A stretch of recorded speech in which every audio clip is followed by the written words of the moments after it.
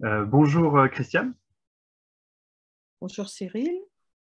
Merci d'avoir répondu favorablement à ma proposition de faire une interview.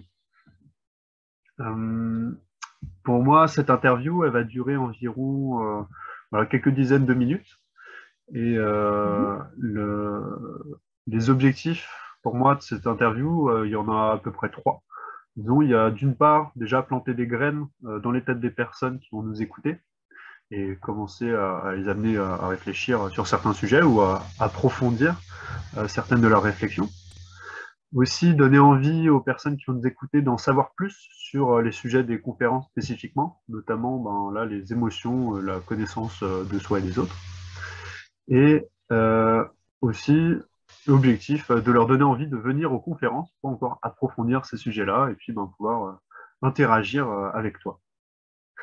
Et voilà. Et pour moi, donc là, pour cette interview, on va faire voilà, plusieurs grosses parties, disons, et puis on se laissera la liberté d'aller où on sent que c'est juste pour nous d'aller.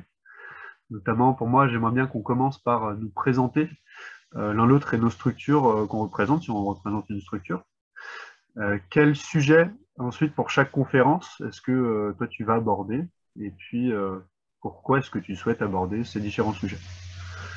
Et voilà, et ensuite, on arrêtera cette interview. Du coup, pour commencer, je propose qu'on commence par se présenter. Est-ce que tu souhaites commencer par te présenter? Oui, je veux bien. Donc moi, je suis Christiane Laurent. J'ai été très longtemps, pendant 25 ans, médecin généraliste en puisée. Et puis j'ai éprouvé le besoin de changer de métier. Je suis devenue psychothérapeute en puisée et à Auxerre. Pourquoi je le suis devenue? Parce que je me suis rendu compte que beaucoup de pathologie avait une composante psychique et que j'ai eu envie d'approfondir les choses de ce côté-là. Et donc, j'ai fait une formation de psychothérapeute basée sur l'art-thérapie. Et puis, petit à petit, je me suis orientée vers les rêves. Mais la conférence, elle ne va pas porter sur les rêves, elle va porter sur les émotions parce que je pense que le travail de psychothérapie, il est principalement axé sur les émotions et que souvent cette composante, elle a été sous-estimée par les milieux médicaux et les milieux psy aussi. Voilà. Merci. Est-ce que je peux... Dis-moi dans quel sens tu veux que je développe. Pour moi, c'est déjà pas mal. Donc, ça veut dire que tu pratiques en tant que psychothérapeute en ce moment? Non, je ne pratique plus depuis 2015. J'ai pris ma retraite à 65 ans, aux environs de 65 ans. Je me suis depuis beaucoup investie dans un syndicat de psychothérapeutes et psychopraticiens. Et puis, je souhaite surtout développer la transmission. Donc, j'ai créé une structure pour former les psychothérapeutes aux rêves, à l'analyse des rêves. Et puis, la transmission, pour moi, c'est aussi la supervision des psys. Donc, je pratique actuellement les formations et puis de la supervision. Je forme aussi dans une école de psy à la psychopathologie médicale, parce que bien sûr, c'est très important pour les psys de connaître la psychopathologie.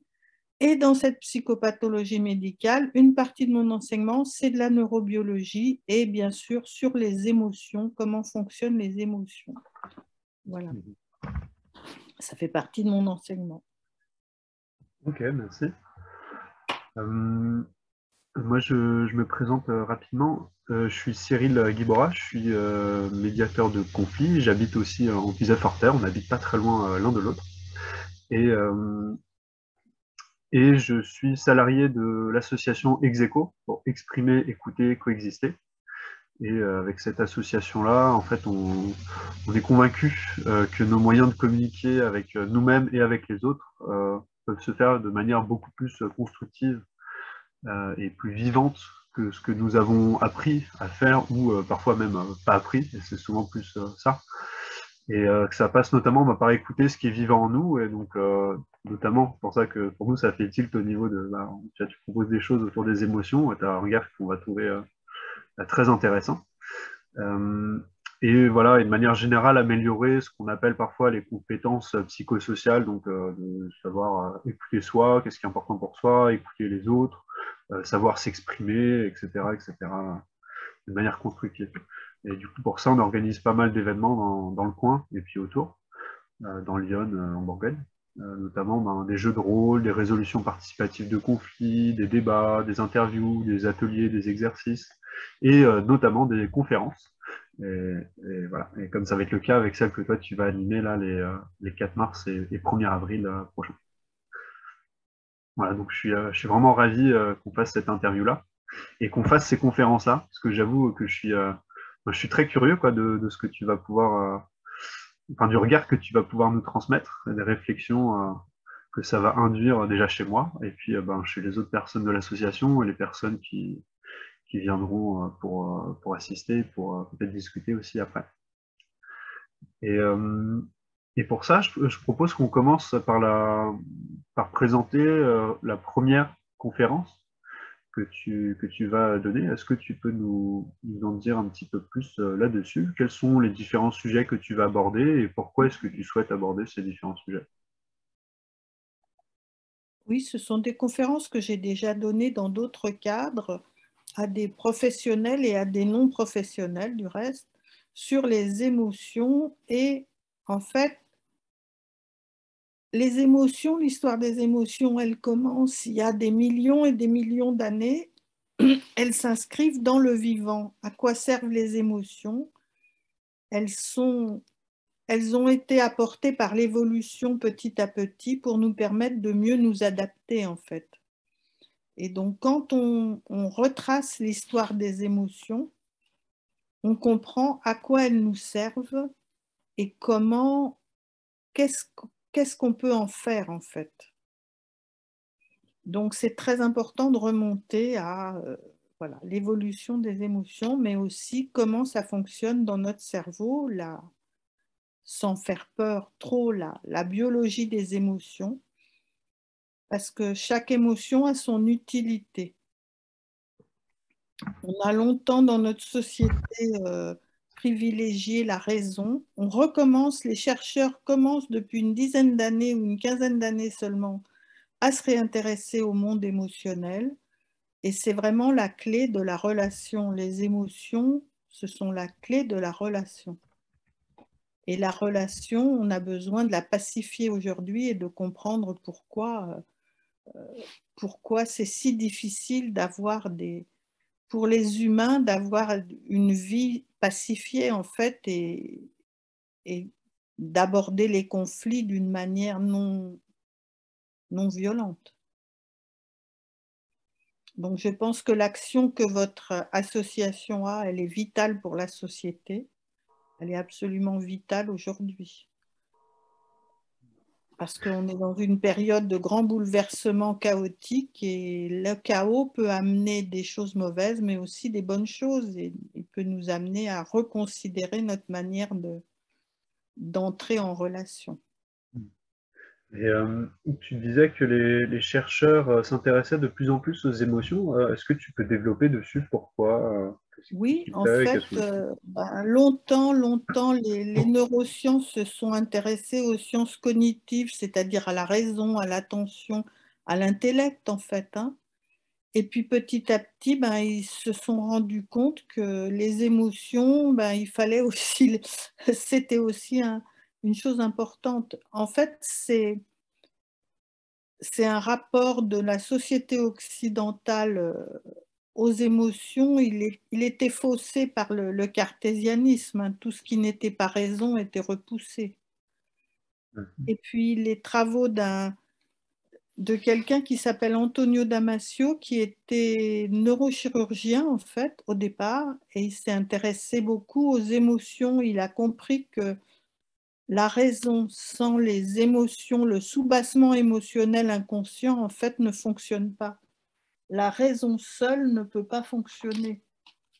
Le soubassement, excuse-moi, je rebranche mon ordinateur, était toujours sous-tendu par un fond émotionnel inconscient.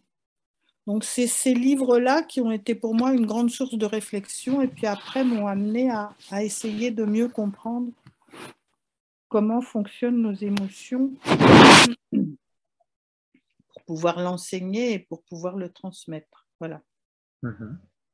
Merci.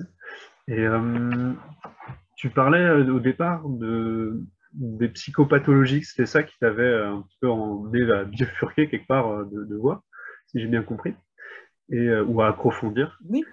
Et je voulais savoir, quel lien est-ce que toi tu fais entre les psychopathologies et les émotions? Eh bien, toutes les psychopathologies sont dues à des dysfonctionnements émotionnels ou presque. Hein. Et ces dysfonctionnements, ils sont arrivés parce que, en fait, l'homme a besoin, ça sera le sujet de la deuxième conférence, d'une éducation émotionnelle. Un homme ne se fait pas seul, il se fait en société ou tout au moins en contact avec au moins un autre être humain. Sinon, ça ne fonctionne pas, il ne peut pas devenir un être humain. Et cette éducation, elle a besoin d'être faite par quelqu'un qui est suffisamment stable émotionnellement, ce qui n'est pas le cas les 3/4 du temps. Donc, qu'est-ce qui te... Excuse-moi, je t'ai coupé. Qu'est-ce qui te fait dire, toi, que 3/4 des humains ne sont pas stables émotionnellement? Ou dans 3/4 des cas, en tout cas, il n'y a pas de stabilité émotionnelle. enfin, actuellement, dans nos sociétés, regarde la violence qui règne, regarde autour de toi, tu vas voir qu'il y a plein de choses qui se passent et qui pourraient, alors je ne dis pas que le monde devrait être parfait, mais qui pourraient se passer autrement. Et ça n'a pas toujours été le cas dans certaines sociétés plus petites, dont on a connaissance aussi. Il n'y avait pas forcément des guerres et des conflits comme il y en a, mais c'est des sociétés très anciennes et on n'a pas toujours les témoignages écrits, on n'a que des témoignages archéologiques, par exemple. La violence n'a pas toujours été aussi forte qu'aujourd'hui dans nos sociétés, ça j'en suis persuadée. Donc, pour toi, il y a un lien entre du coup la violence qu'il y a dans la société et la manière dont on gère nos émotions. Et que du coup, Oui, si oui, je la comprends bien. manière dont on a été éduqué à les gérer, Hmm. ou pas éduqué du tout du reste. Hein. Hmm. Et, Bien sûr, c'est évident. C'est que ça du reste. Voilà, c'est la clé. mhm. Et du coup, sur cette conférence, sur cette donc deuxième conférence qui s'appelle Éducation émotionnelle, Oui. quels sont donc les sujets que tu vas aborder dans cette conférence et pourquoi est-ce que tu souhaites, enfin, voilà, est-ce que tu as d'autres choses à dire là-dessus, sur les sujets que tu vas aborder et pourquoi tu souhaites les aborder? En fait, le principal sujet que je souhaite aborder, c'est la frustration. Mhm. Les enfants ont besoin de frustration pour pouvoir apprendre à gérer leurs émotions. Mhm. La frustration, ce n'est pas la violence. La frustration, c'est comprendre que la vie ne nous donne pas une liberté complète et entière parce que la vie a des lois, tout simplement. C'est la vie qui a des lois. Hein. Mhm. Si on veut être en bonne santé, il faut manger certaines choses et pas d'autres, etc. Il faut se protéger, voilà. Donc les enfants, ils ont besoin d'apprendre qu'ils ne peuvent pas faire tout ce qu'ils veulent s'ils veulent rester en vie et en bonne santé, pour simplifier. Mhm. Donc les frustrer tout en leur expliquant pourquoi, c'est important. Et ça, c'est vraiment un problème aujourd'hui dans nos sociétés. Quand j'étais jeune, je suis née en 1951, c'était le contraire. Les lois étaient trop rigides et on ne nous expliquait pas pourquoi. C'était comme ça et pas autrement. Mhm. Et puis du coup, ça a explosé et maintenant, c'est tout est permis, on peut tout faire. Ben non, c'est ni l'un ni l'autre en fait. Mhm. Si on peut tout faire, on va dans le mur. C'est-à-dire qu'on serait un peu passé d'un extrême à un autre, alors qu'en fait, Oui, il y a des choses peut-être entre ou des mélanges. oui, bien sûr, bien sûr, bien sûr. Et l'éducation des enfants tout permissive, c'est pas bon pour eux, ça les insécurise complètement. Donc, comment... Alors, je n'ai pas de... je ne veux pas donner de recette, mais je veux faire comprendre, en faisant comprendre le fonctionnement du cerveau, tout simplement, hein, en expliquant le fonctionnement du cerveau, vous comprendrez qu'il va de soi que, eh bien, on ne peut pas tout permettre tout le temps aux enfants. Il faut leur expliquer qu'est-ce qui se passe, et puis aussi, il faut valider ce qu'ils ressentent. Souvent, au début, ce que ressentent les enfants, c'est juste. Mais si on ne valide pas ce qu'ils ressentent, ils vont plus savoir où ils en sont. Qu'est-ce que tu entends par valider ce qu'ils ressentent?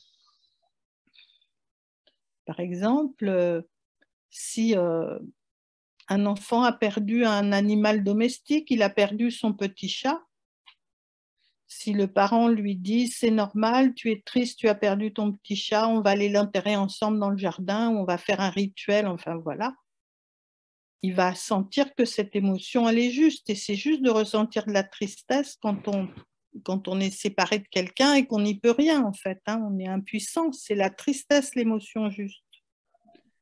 Eh bien, ça sera bon. Si le parent dit « oh, ben, c'est pas grave, c'est qu'un chat, un garçon ne pleure pas, il n'est pas triste, etc. » L'enfant, il va plus se faire confiance parce que lui, il se demande pourquoi il a ressenti cette tristesse. Et finalement, le parent lui dit que non. Alors là, il est perdu. Et voilà, ça commence à mettre, à mettre la confusion. Parce que les émotions, elles sont là pour une bonne raison. Donc la tristesse, elle est là quand on est impuissant, par exemple. Et est-ce que ça a des conséquences, ça peut avoir des conséquences par la suite, dans la vie, par exemple, d'adulte? Ben bien sûr, s'empêcher de ressentir de la tristesse, ça peut avoir des conséquences. Après, on va être en colère parce qu'on ne peut pas ressentir de la tristesse. Ça peut avoir bien sûr des conséquences, oui. Okay. Volontairement, je pose pas plus de questions, ou je vais pas plus précisément dans les choses. Non, parce qu'on va aborder, on abordera ça. Exactement. Lors de On la abordera conférence. ça durant les 2 conférences. Pour approfondir, et puis ben, je suis sûr que les personnes qui vont nous regarder auront aussi d'autres questions. Moi aussi, je m'en suis noté quelques-unes que j'aurai du coup le plaisir de te poser après chacune de tes conférences. Et donc, je propose de clôturer ce moment-là. Et pour ça, moi, je propose juste voilà, de rappeler quand est-ce qu'il y a ces conférences-là, et où, et quelles conditions est-ce qu'on les fait. En fait, la première conférence, ce sera comme quelle place pour les émotions, le titre. Le samedi 4 mars à 17h, à Saint-Ampuiset, juste à côté de la mairie. Et la deuxième conférence, éducation émotionnelle, elle aura lieu à peu près un mois après, le samedi 1er avril, à 17h, au même endroit, à Saint-Ampuiset, juste à côté de la mairie. Les Et ce deux... n'est pas un poisson d'avril. Non, ce ne sera pas un poisson d'avril. Ce sera même très intéressant, je pense. Et après, on va sûrement s'amuser aussi. Surtout que ce sujet-là, au niveau de la frustration, effectivement, je trouve que ça peut être un peu clivant dans nos manières de voir les choses. Et du coup, Oui. je trouve ça très intéressant, justement, qu'on rentre un petit peu dans une forme de contradiction. Il y aura peut-être des personnes qui seront là pour contredire. Et ça, je trouve ça très pertinent. Je m'y attends. Super. Et ça va être génial. Et c'est à prix libre. Voilà, donc ça veut dire qu'il y aura un chapeau qui sera posé à la sortie de la salle, et puis les gens mettront ce qu'ils donneront, et puis on répartira entre l'association Execo et puis la structure de Christiane. Voilà, donc tout le monde est bienvenu pour venir. Et pour plus d'informations, on a sur le site Execo et le site aussi de Christiane Laurent, que je vais partager dans pendant les commentaires dans la Le description de site la vidéo. s'appelle Les Ateliers, mon site s'appelle Les Ateliers du Rêve. Les ateliers du rêve, ouais. Voilà.